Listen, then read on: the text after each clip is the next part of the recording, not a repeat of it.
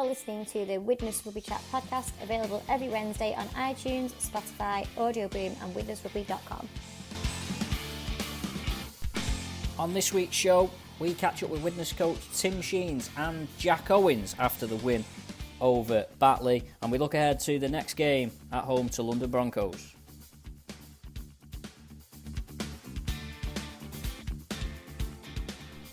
Hello, welcome to Widnes Rugby Chat episode 39 with me, James Gordon. Coming up on the show, we've got interviews with Tim Sheens and Jack Owens, thanks to Adrian Jackson and John Lawless. That came after the win over Batley at the weekend. We'll look ahead to the London game too and talk Challenge Cup as well. Just going back to that Batley game, well done to everyone who braved Storm Ciara to come out. I must admit, there was a lot of chatter on Sunday about whether the game should go ahead or not. I think in the end, the club and the council were vindicated in letting the game go ahead. The weather was fine at the start of the game. I'm sure some players may disagree. It did get a bit monsoon-like in the second half with the rain. A good win for Widnes in the end. They did lead 12-0 at one point, were pulled back to 12-all by Batley. I thought Widnes lacked a little bit of punch in the middle, and Batley took advantage of that. Toby Everett and Aaron Brown, I thought, were pretty good for Batley. They got back to 12-all. Key try, the Jake Spedding try on the stroke of half-time, which gave Widnes a bit of a cushion, and they never looked back in the second half, it has to be said. 16-0 effectively in the second half. Rugby was secondary for most of that second half as well due to the conditions, so very, very useful. Shane Grady was the man of the match. I thought he did very well. There was a few instances where he worked both in defence and attack. He helped create the first try by going for a high kick off Matty Smith, which eventually made its way out to Jake Spedding.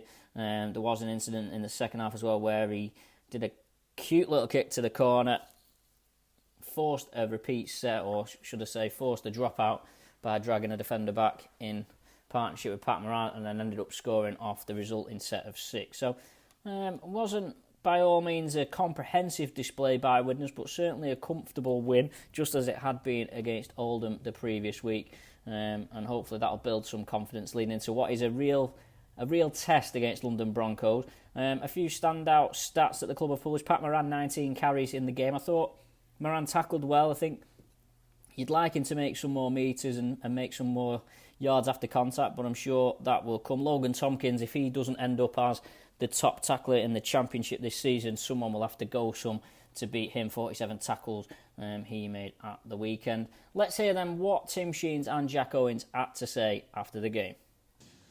It was a game today that kind of went in phases, wasn't it? You started off really well, but I thought Batley in that second 20 minutes of the game looked pretty handy. They did.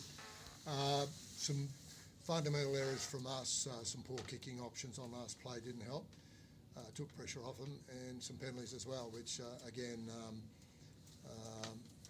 gave them the field position. And with their size and their dummy half running, they worried us through the middle. So it's something that we've got to work on. Our edges obviously are playing really well in attack.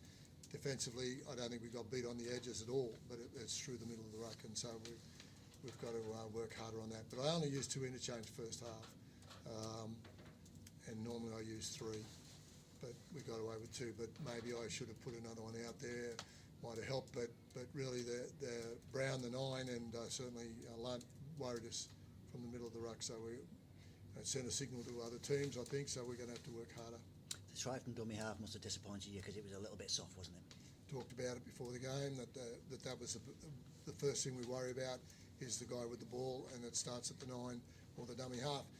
And a simple dummy and got us there I was pretty disappointed with that. Yeah, it's an easy 6 points, and an ugly. It's not an ugly 6 points, but it's ugly as far as your defence is concerned to let a guy just dummy you and get you there. So the boys that were responsible will be told about it on Tuesday.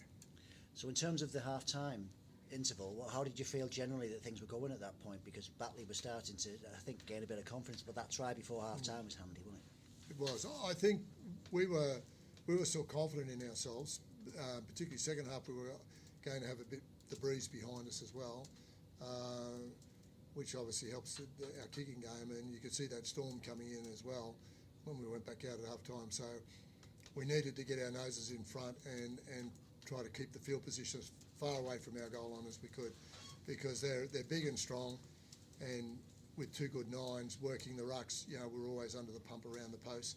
So we just played better field position and put some pressure on them defensively, forced some errors. Our kicking game improved, and overall our rotation worked pretty well with the guys going on and off. I used the 8 at the end of the night, and I think everyone contributed.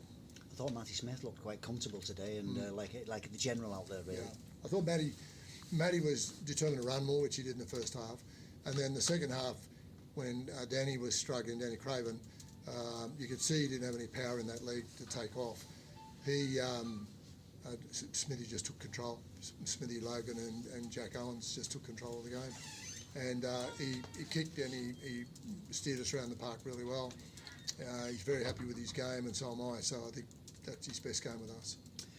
I think we gave Shane Grady, you mentioned in dispatches last week. Apart from anything else, he's a handy man to have under those kicks, isn't he, with his height? Also, kick to him on the top of the halfbacks. When you kick, instead of kicking to the wingers, you kick in behind the halfback. He's going to worry anyone because he's an ex-centre, so it's not just a second row, playing second row now, but he can catch a ball. So, and he certainly worried him. Not only with that, just his height generally getting through the tackle, and he's got a skill level with his hands as well. So, second game hasn't since he hurt his knee. Only played half a game-ish last week. He was cramping up at the back end, so he's still probably a month away from being the Shane Grady that we think he can be. But I was pretty happy with the I don't know, something like 70, 65 minutes that he gave us. Yeah. 2 wins out of 2, Tim, and the good thing is that there's only been 2 games played today, so some of these other teams are going to have to back up in midweek at some point, and you've got your game in and another win under your belt. Yeah, well, I think London played today too, so that won't be. We'll be both playing next week after a 7-day turnaround, which will be. But at home, we got the advantage of not travelling. So we've got to put our team together. Obviously we're going to have possibly a couple of changes. But our reserves went really well yesterday, and I've got quite a few numbers in that side. In fact, I could probably trust all of them to play some sort of first-grade football for me, given that we're in Champions Super League. But there are a handful in there who've got a lot of experience who can play. So we've got some depth this year, and not saying that we can easily replace Craven, but Joey Lyons has been working with me in the pivots all year. Right from the start of pre-season. We've got a number of forwards who can fill the role. So, until Kenny's back. So, I'm comfortable with the fact that we'll put out a first-class team this week. Jack Owens, Batley proving to be tricky opponents, but you got the win. Yeah, we went off to a flying start. To be honest, we went 12-0 up. Well, 12-0 up pretty early, and then tried that I probably should have stopped, and then. Within 5 minutes at 12-all, and we got them back into the game, and we wasn't happy with that first half. Defensively, we wasn't happy. I wasn't happy personally with as a back three. So, still some areas to improve in that second half. We showed that we can produce as a club. But you're back in front at the half time, so that try was quite handy to get. Yeah. To be honest, the way we come out of that second half, that try did help. It might just been maybe a little mental factor for them, put them down a bit. But we were confident that we needed a bit of a rocket up the bum, and that's what we got as a group. Sheens didn't come in and moan at us. Me, Smith, Logan. We said what we thought that performance on terms of the energy levels, the little 1%ers that everyone bangs on about, and then Sheens just spoke to us about the rugby side of it, and we corrected our errors and. We got the result that we fully deserved. Crucially as well, prevented them from scoring any more tries in the second half. Yeah, and I think that's the big thing to look at. We scored some good tries. Grady played outstanding today. He's been a real big asset for us this year. But like you said, to keep them in terms of second half to nil, we defended our try line for about four sets and run or something. We held them out. In this competition, they're going to score tries like they did in the first half, where a hooker's just going to show them but dive over. So it was really pleasing to keep them to 0 the second half, and big game against London next week. Got to mention the weather, pretty tricky out there at times, wasn't it? It wasn't a nice goal kicking in. 1 minute it blew right, 1 minute it blew left. So we did it tough first half. They had the win second half. So we sort of mentally, you sort of thinking, let's just stay in this game. Let's try and blow them away early. And second half, we can come out with the advantages with the win behind our back. We've got likes of Matty Smith and Danny Craven, as he proved the past couple of years. He's probably got the best left footing. we're up there with Matt Sneed in Rugby League and over England, never mind Championship. So we can kill teams with our kicking game, and we're looking really good with the ball. I think we know that as a club, and we just need to sharpen up the tools in defence. And I think we're going to surprise a few people in this league. You mentioned London Broncos next Sunday. You're going into that off the back of 2 wins, so confidence is going to be sky high. Yeah, look, confidence is high. I think you go into a game confidence anyway. 2 wins, 2 losses. Each week you go into the game confident, knowing that you've got the team to beat the opposition. But I don't know if London won today or not. If they come away with it, I've not checked the scores yet. One thing you play against London, they're very fit and they're very physical. So we're going to have to turn up next week. We're going to have to start how we started this week, but we can't have that lapse in concentration because a team like London, no disrespect to Batley, they got back into the game, and I think fitness played a big factor today, and I think London's going to be able to match us with that. So it's going to be a tough game next week, but we're more than welcome for them, and we want to try and make us a bit of a fortress here. So we'll welcome them with open arms, we respect them, but hopefully we'll come away with the 2 points. So before we look ahead to next weekend, it was the Challenge Cup 4th round draw on Monday night. Widnes were paired at home to Oldham. The game will presumably, it's scheduled for the weekend of 22nd, 23rd of February. I'd imagine it would be on the Sunday, the 23rd of February. Of course, Widnes already played Oldham away in the league. With all due respect to Oldham, a decent draw, home draw, any home draw is good, but you'd expect Widnes to get past Oldham in that game. 4 Super League teams come in the next round: Toronto, Huddersfield, Hull KR and Wakefield. So I've seen a few comments saying need to win this one and then maybe get Warrington in the next round. That's not possible because Warrington won't come in until the round after next. Toronto away is a possibility. I've not heard anything about. I don't think they're guaranteed. They have to play away from home. I'm sure that if you draw Toronto away, you may well have to go over to Toronto to play that game. But we'll wait and see what happens with that one. Good to see as well a positive response to Widnes TV. There's a few hundred subscribers to that as well. There's a few potential extras or additions to that coming soon. I know a few people have been asking about commentary on those games, so watch this space, I suppose. As well as that, there was the free pie giveaway on Sunday at the game against Batley. The new stadium sponsors, DCBO, responsible for that.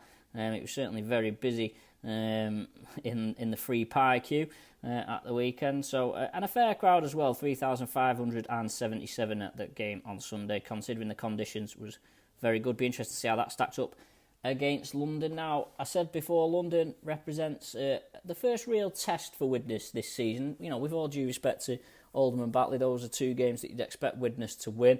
Coming up against London, who will be one of the rivals for a playoff spot. Be interesting to see how they go. London, of course, relegated from Super League at the end of last season, having won the £1 million game the year before, but very much, you could say they're a bit new look. They've lost a number of key players. They've lost Alex Walker, the young fullback, to Wakefield. Rhys Williams and Elliot Keir both went to Salford. Ryan Morgan was released after the end of his loan spell from St Helens. Jordan Abdul, who was a key figure for them at half-back. So you're basically looking at they've lost the majority of their back line over the off-season, only really keeping Kieran Dixon and Morgan Smith in the reckoning there. They've also lost a few pack players as well. Jay Pitt's a key figure that went. Luke Yates also went to Salford, and Nathan Mason, who has gone to Lee. So it's very much... I've been surprised actually at how many people have confidently predicted that London will do very well this season, because I'm still a bit on the fence. They may well prove me wrong this week. They have, of course, signed Ollie Ashore-Bott and Dan Norman from Widnes. They've also added Rhys Curran from Toulouse. He's a very good second rower. Corey Aston has come in from Casford as well. He's always offered a lot of promise. Josh Walters, a former Leeds player who's joined from Featherstone. They've got plenty in that squad to trouble Widnes. Also Krasnicki as well. A lot is going to depend on how it goes through the middle, and we saw Widnes were a little bit weak at times against Batley, so it'll be interesting to see how that goes. As I say, there's probably 7 or 8 teams that are competing for these 5 spots, and this Sunday is really going to be a real sign of whether Widnes are going to be capable of putting up a real challenge for the top 5. I'm completely confident that they will be able to.